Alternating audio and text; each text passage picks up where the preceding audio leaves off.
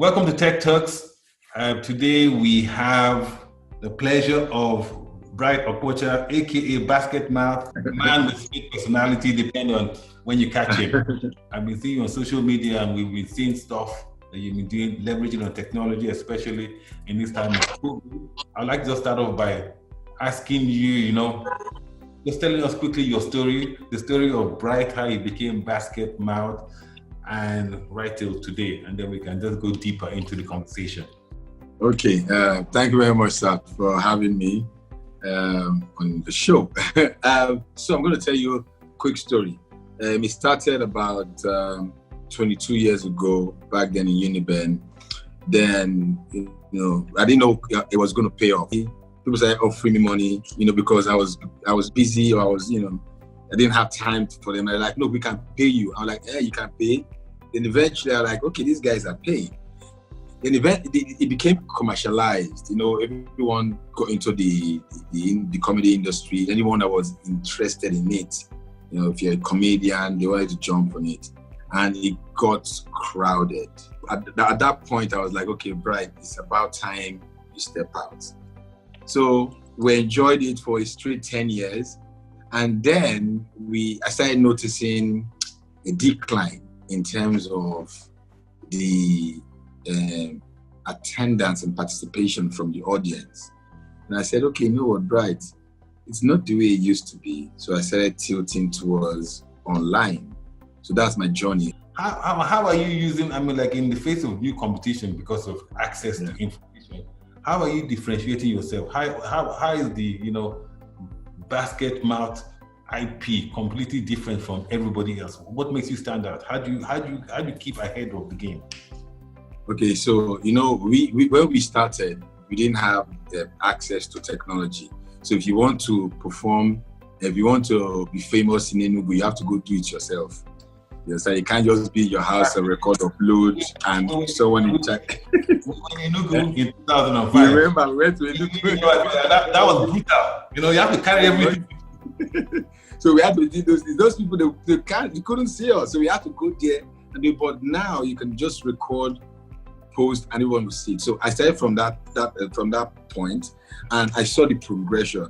And when the online content started building up, I saw, even before it got online, I was opportune to have seen in living colors with the Wayans and all, the Kenan Wayans and all.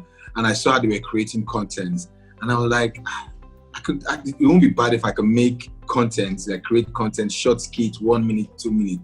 I'd already been thinking about it, but there was no platform because it was just TV that we had, form on TV, because I did live TV shows as well on NTA back then for just 7 minutes, so we did all that, but it wasn't enough because we wanted something that we can give to them. We don't have to be live there.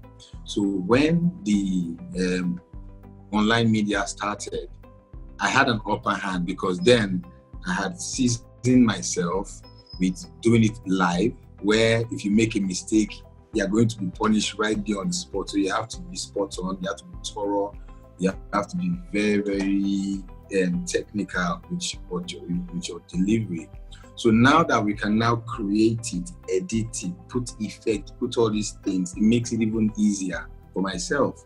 And I'm very, with my kind of comedy, my type of comedy, I play around it when I create content, because I tell stories I don't just crack jokes, I tell stories. So you will never know the end of it. And I also translate that into my content, which is probably one of the reasons why it looks like it stands out, because I never go straight to the point. I always it's almost impossible to understand or tell where I'm going to. What's the next step for Basket Mouth? It just can't be stand-up comedy, and it has to be, it's taking it to another level. So what is the platform that you are building to take or to scale the Basket Mouth brand? Yes, what I'm trying to do right now, the next step is for me to create a space where people can just come and spend time just the same way because sometimes people want to watch their favorite show on TV, but they have to wait till they get home. Yeah, and even if they record it on catch up, they have to still get home.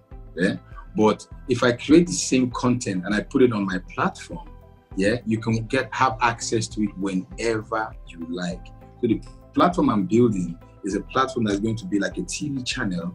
I'll create, that's where I'm going to. That's like where I'm evolving into. And right now, I think I'm almost there. So let me ask you another question.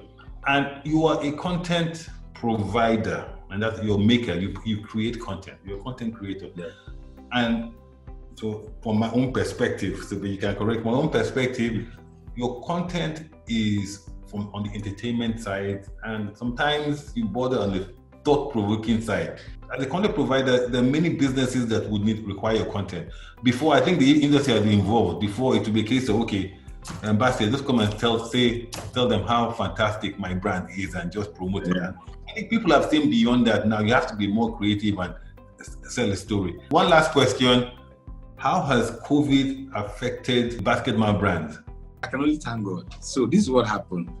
Last year, when I promoted my Lords of the Waves, when I did 2 dates, yes, I promoted the show for 1 month, from the end of, I think, 30th of August till the 30th of September. And I was strategic with the timing.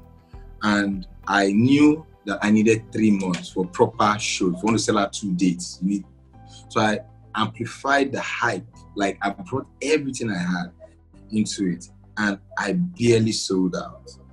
Yeah, with everything that I put into it, one would think that I would have sold out in 3 days. Now, the people that actually come out to our shows are the people from the mainland. Those are the ones that are really, those are the core fans. I'm sorry, but I have to be real.